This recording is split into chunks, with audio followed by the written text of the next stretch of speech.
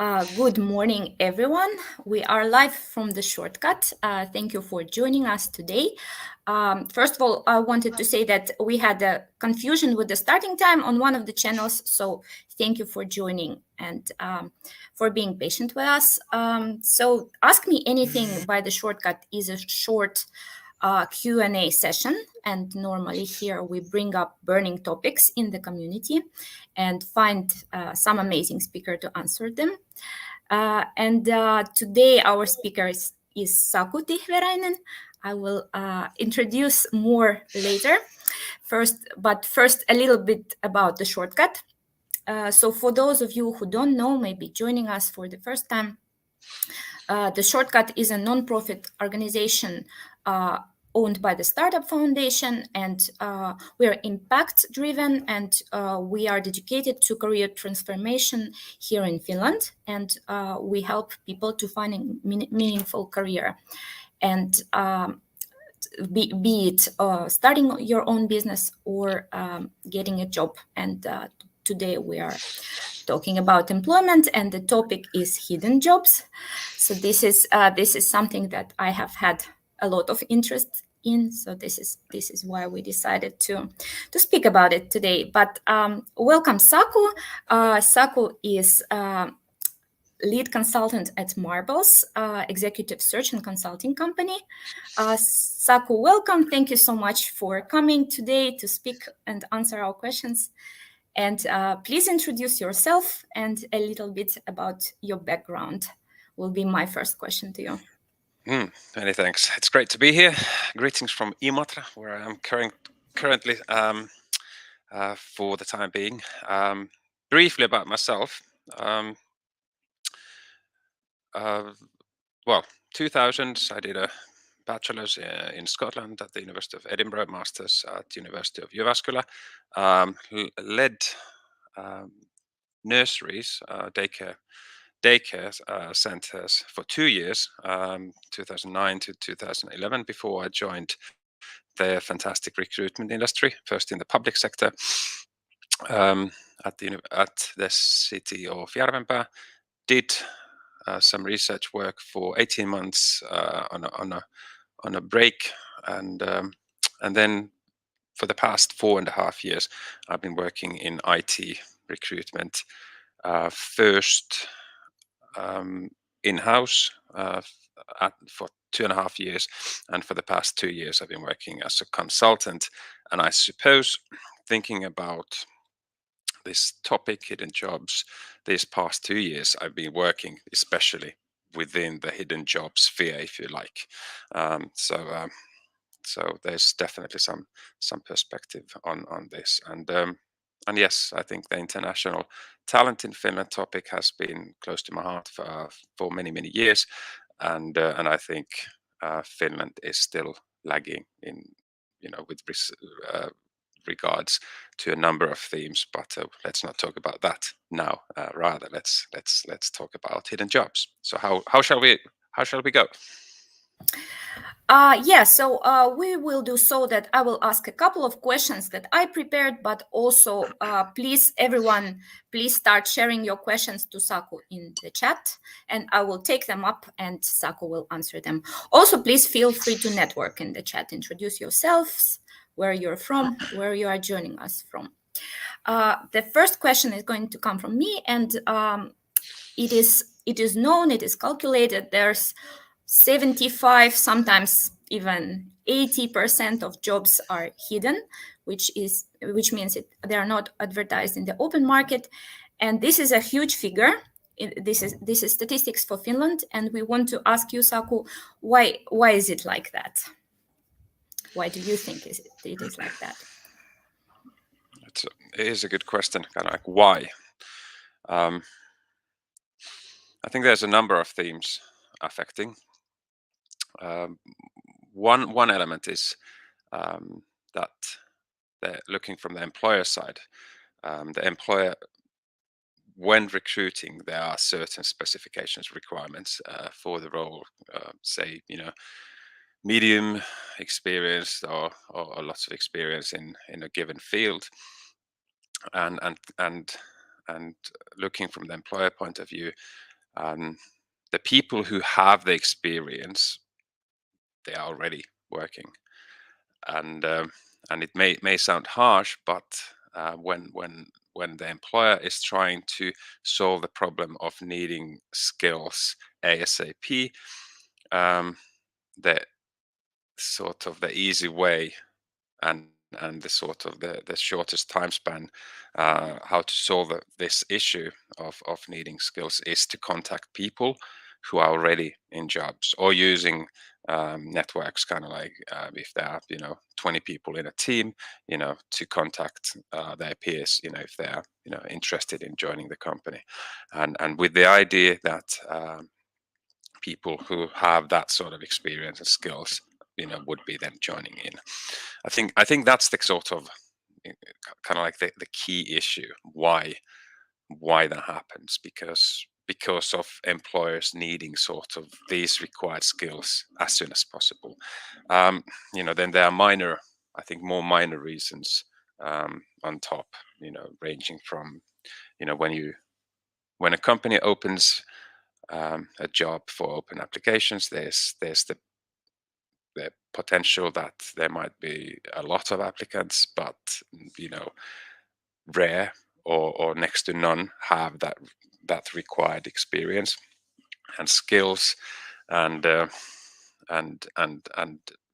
which then leads, of course, the companies thinking, well, we may advertise the position, but we will tap on sort of this hidden jobs market as well, i.e. I think the employers talk about passive candidates, the candidates who are not looking for jobs, but who may be contacted and said, hey, there's this opportunity, there's we would like to speak to you, and all the rest of it. So I think to put it briefly, lack of patience when it comes to skills is the main reason. Yes, thank you for a very honest answer, and I think it's good. It's a very general question, but it's good to understand why it is happening, and then once you already are in line with this reality, to act accordingly. But we already have questions in the chat, so I will start sharing those immediately. Okuboyeyo is asking, I recruit software developers from Africa for remote jobs in the Nordics. Can you recommend IT recruitment firms I can partner with in Finland? So that's straight away a very specific question. I couldn't. I think the offshoring and remote jobs is a particular sort of a setting whereby I think there's a case of existing sort of a portfolio of projects and etc. Having done and all the rest of it, based on what you share. You can try reaching out to different companies doing IT recruitment, but you might need to put a lot of effort into building that network first in order to start making a business out of it. It's more possible now than before COVID, but definitely not easy, especially depending on if you're on site in Finland, it's easier for you to sort of do the sales pitch and all the rest of it, but yeah, not easy. Mm-hmm. Yes, thank you very much for the question, and let's take the next one. So Shaina here stole my question. This is a very general one, but maybe the most important. So I would like to know how to access the hidden jobs. Two thoughts arise kind of like to answer that. This one is the networking aspect. So reaching out to a lot of people, sort of communicating about what's your situation and all the rest of it. That you are looking to build your network and all the rest of it. But then the second being, I think when it comes to hidden jobs, one has to demonstrate one's potential, and as I mentioned, the companies typically are looking to sort of leverage their skill set by tapping on hidden jobs and passive candidates. So you, in essence, need to demonstrate your potential. So, be that digital marketing, you need to do a lot of certifications, different online courses that are out there. You need to decide what's your path, and then you need to start acting upon it, and then start arguing sort of, in networking with different, professionals and hiring managers that, hey, I'm, I have my own initiative. I lead proactively kind of like skills accumulation process and etc. And be that talent acquisition, there are different, again, courses and etc. online that can be done. If it's software engineering, there's a lot of different opportunities to demonstrate your skills and etc. using GitHub and etc. So it's a question of playing a bit of a short term and long term game, and the long term game is to build on your skills, and the short term then being active and communicating to a lot of people, and finding your own personal way of building on your networks. Not easy, but it's doable. There's a link that I'll share at the end of this session, and that about 50-minute talk will share a little bit more insight on how to build the networks, because it's easier said than done. Yeah, networking, like always, also we stress the importance of networking, and I will share the link that Saku mentioned later. And so far, let's take as many questions as we can. So Valeria is asking how to effectively network with Finns regarding professional opportunities.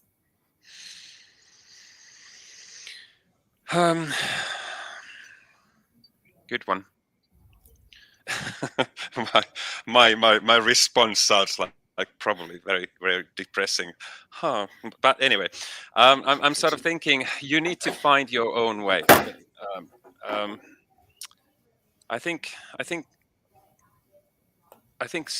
personal brand sort of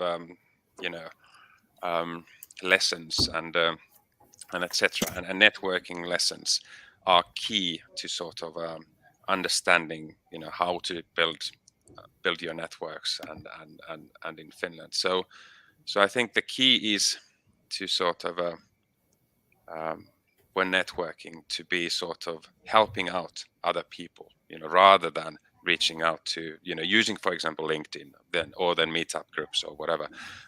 It's kind of like the question of how can I help others, and then gradually building in that you might be benefiting at some point as well. If you reach out to a professional saying hello, I would like to get a job, here's my CV, it's not going to work. And Right. and yeah, it's that simple.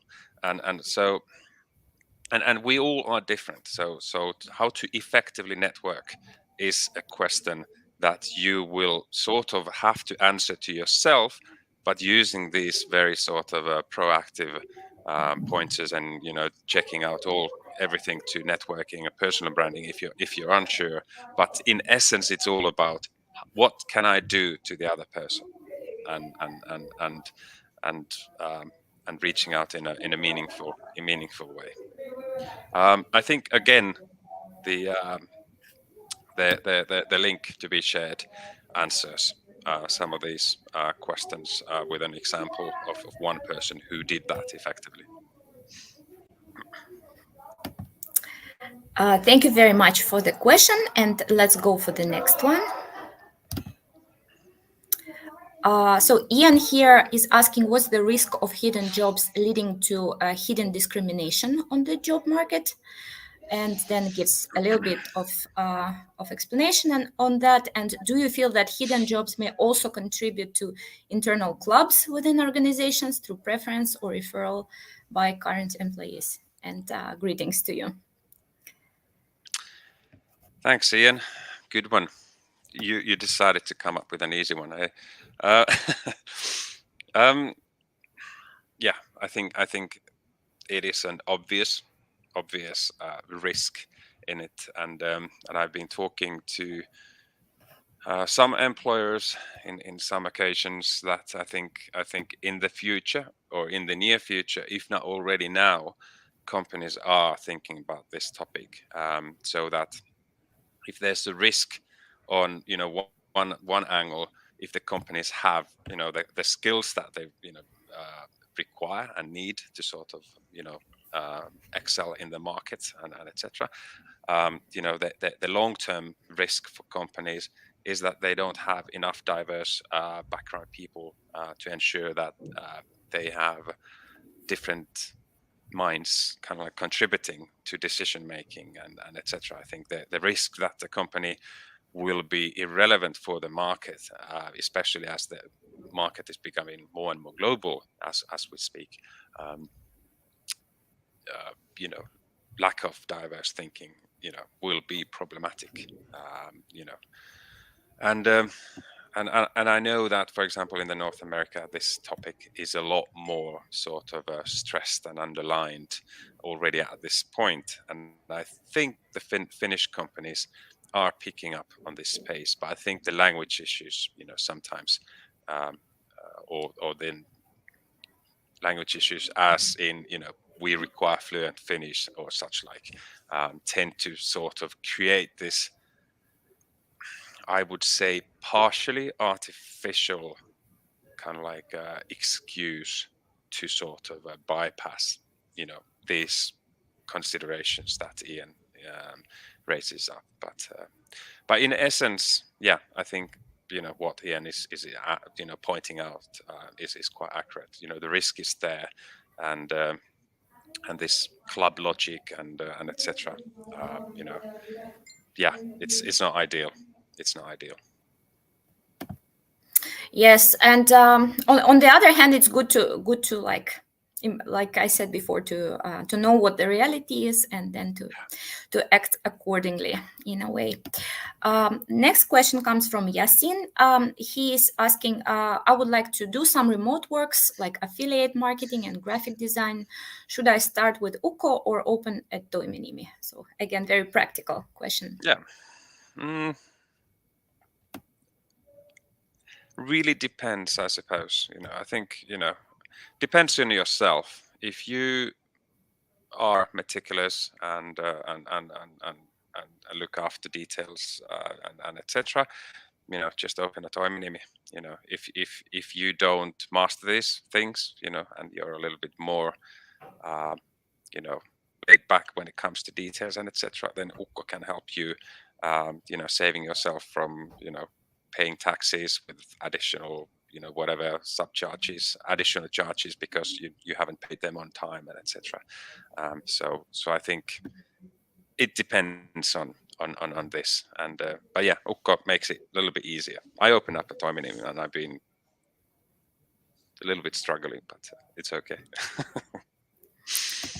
Right. Thank you very much, Yasin. Next question comes from Zaid. Zaid is asking, can we consider LinkedIn a good portal for hidden jobs? A good question. I think LinkedIn has become so prevalent now that people sort of may step back a little bit from sort of using that as a hidden job sort of arena, if you like. But still, I think it's quite good, especially the direct messages and the networking element and etc. I would argue that if you are actively or semi-actively looking for jobs, the sort of long-term plan of yours should entail every single week adding 30 to 100 new contacts by just kind of like identifying the companies and potential individuals that you should have a little bit chat with and etc. And because that's the only way of building a network and just being very, very super active. And but then, you know, thinking about other portals, you know, there are different Facebook groups, for example. You know, there are Meetup is meetup.com is a good site. You know, if you find a topic that is, you know, linked to your speciality, you know, that's a very good way of meeting other people and learning as well, because it's, you know, yeah, just one of those things, not to go directly kind of like to the person, hey, I want a job, but rather share this common interest of learning new and acquiring new skills and getting to know people and etc. And and Slack groups, you know, there's there are tons of different Slack groups, and they tend to be a little bit hidden, if you like. And but you know, there are a lot of groups that, you know, people again, you know, talk about, you know, different skills and etc. And there can be very good opportunities to potentially tap on hidden jobs as well. Might be some other ideas as well coming after some thinking, but those are the kind of like the first ones that come to my mind. Thank you very much for the question and the answer. Next up, we have Angel. Angel is our digital marketing program alumni. Nice to see in our event. And Angel is asking, how about ghosting situation? How do you deal with that? You have the skills, you network, there's an interest built there, maybe even an interview, but then they ghost you. It happens to the best of us. But you know, just to answer the question, I would reach out after a week, you know, after 3 weeks again, and you know, a nice friendly message saying, you know, that perhaps, you know, this opportunity has passed, but you know, just to let you know, happy to have a chat, you know, if you have any new opportunities. You know, I think that's the best way of demonstrating, you know, you being friendly, you being proactive, and etc. You know, there's always a chance to demonstrate also a little bit of empathy, you know, because I think especially when it comes to this small and medium companies, they seriously lack HR and recruitment resources, and you know, there might be even a CEO doing, you know, the hiring and leading the business and leading the sales and etc. And you know, no bad intentions kind of like involved, but you know, there might be the situation, you know, they've hired someone and they just move on forward, and I think that's a bit of a typical scenario why the ghosting might take place. But yeah, I've been ghosted a few times as well in the past years, and you know, it just feels like this is bullshit, and that at the same time that, well, you know, there's that individual that, you know, made a mistake, and you know, I'm not going to take it on the brand itself. You know, there's been some very massive companies as well ghosting me, so you know, it happens. Unfortunate though. Yeah, true. And I wanted to say that Angel was our digital marketing program student. And then also we have next digital marketing program coming up as part of our Spark Academy soon. So application is now open. Excellent advertising. Well done. Yeah, like shameless plug. You should. Yeah, also very nice that our alumni are attending. Next question comes from Omar. Omar is asking, why hidden jobs? Is it because the companies prefer an internal applicant rather than an outsider applicant? You know that hiring a new employee will cost a lot of money for the company. I'm just a little bit thinking about what you mean by internal applicant rather than outsider applicant. When it comes to big companies, big corporations, they tend not to have, sometimes they have, but they tend not to have separate internal job market, but they rather have open up, you know, call for applications, and then they have also the internal applicants applying, you know, via their sort of this job application process. So, you know, that's just something that you know, came to my mind. But yeah, I think why hidden jobs? It's really the point of if there's a company looking for for example, a seasoned digital marketer, with experience in creating blogs with experts, then doing a lot of Google marketing, a lot of social media marketing, and etc. The likelihood is, or the employer's perspective tend to be that via hidden jobs, i.e., messaging to the existing professionals, they can make sure that they acquire the skills, um, you know, most effectively. I think that's the typical mindset. So in essence, a hidden job can entail a person from outside the company joining in. Just to be clear, so that hiring a new employee, blah blah blah, will cost a lot. With hidden jobs, we're talking about new employees. It's just the key of how that person is sort of recruited. Is it via the call for applications, or via, say, messages, or using headhunting companies, or such like? Yes, I think we have time for one more question. So I see some questions are a little bit repeating, so I'm not going to take those. For example, follow up after job application, we have covered already. But let's take this question from Valerian. She's asking, do you see a trend of companies to be more flexible regarding Finnish language requirements as an answer to fulfill the gap of skilled workers in Finland? Is there hope? I think I believe quite a bit, but I especially hope that to be the case, because quite seriously, it's like, just doing the maths game. The number of people required to enter the Finnish job market just to maintain the system sort of going, because of the elderly, the graying population in Finland. It's such a high number, tens of thousands of people to arrive every single year, that if we expect everyone to master Finnish language skills, or Swedish for that matter, before they enter the job market, the likelihood is that people will sort of have their skills become a little bit outdated, because the time to master the Finnish language skill takes so long. Okay, so that's one angle, and the other angle is that I've seen a lot of companies kind of like saying to themselves that there's no particular reason why we expect for the Finnish language skills to be so high, and etc. But the industries tend to be a little bit different. So the tech might be a little bit more progressive.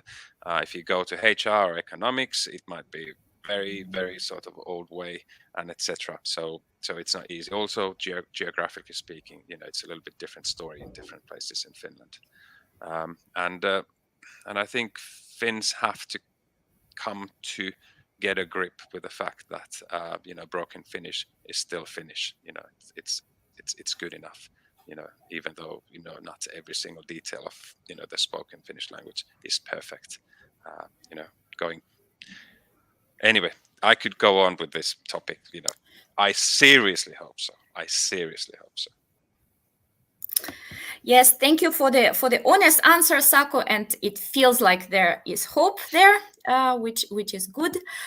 So I have now asked Victoria, our social media intern, to share all the links for the shortcut, and especially I want to ask you, in light of today's topic, to look at our talent pool community. So this is the community where you can send your CVs, and then we have some of these hidden jobs contacted about by the companies, and then we can send you information about those. So please follow us on our social media and join our talent community.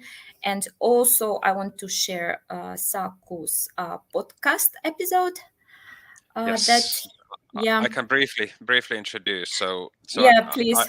A year and a half ago, I had a chat with Veronica Arena, who was relocating from London to Finland, and she did, before she arrived to the country, she did massive networking activity over the course of 4 months or so, and she shares on that episode her tactics and how she went about it.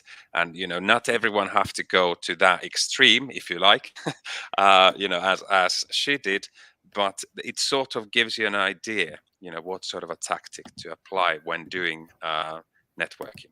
And just to finish off, on LinkedIn, very happy to add new contacts. So if you like to link with myself, just send a connect request.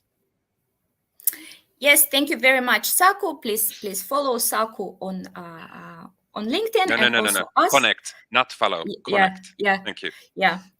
Yes, thank you very much for watching us today. And this event will be available as a record. So if you missed some part of it, you can rewatch later on our channels. And our next event is on the 28th of April. We'll be talking about podcasting and growing your business with a podcast. Thank you very much, Saku. Everyone have a very nice day and see you in our future events. Have a great day. Thank you.